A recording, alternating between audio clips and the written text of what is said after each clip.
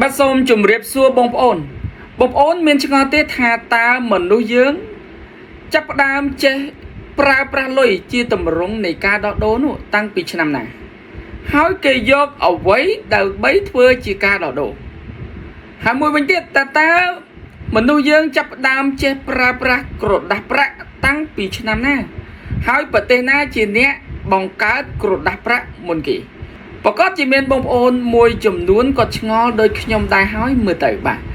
ដូច្នេះដើម្បីយើងចង់ដឹងទាំងអស់គ្នាឥឡូវយើងទៅតាមដានជាមួយនឹង The Citaso ទាំងអស់គ្នា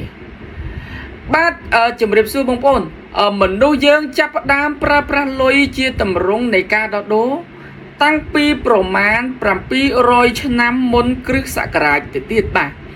គឺនៅពេលដែលកាលនោះគេបង្កើតកាក់ជាលើកដំបូងនៅលើផែនដីនោះត្រូវបានផលិតនៅនគរលីឌាដែលស្ថិតនៅតំបន់ប្រទេសទួរគីនាសម័យបច្ចុប្បន្នកាក់ប្រាក់ទាំងនោះត្រូវបានផលិតឡើងពីលោហៈធាតុអេឡិចត្រូនដែលជាលបាយនៃបន្សំមាសនិងប្រាក់បាទ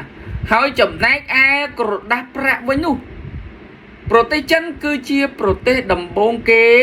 ដែលបានផលិតនិងប្រើប្រាស់ក្រដាសប្រាក់មុនគេនៅលើផែនដីគឺនៅក្នុងសម័យរាជវង្សថាងប្រមាណជាសតវត្សទី7ដល់សតវត្សទី9នៃគ្រិស្តសករាជ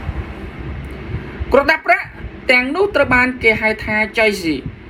នឹងបានប្រើប្រាស់ជាទម្រង់នៃការទូទាត់ជំនួសឲ្យកាក់ដែលមានទម្ងន់ធ្ងន់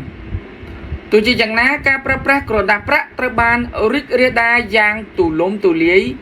នៅសម័យរាជវង្សសុងនៅក្នុងសតវត្សទី11បាទសូមអរគុណ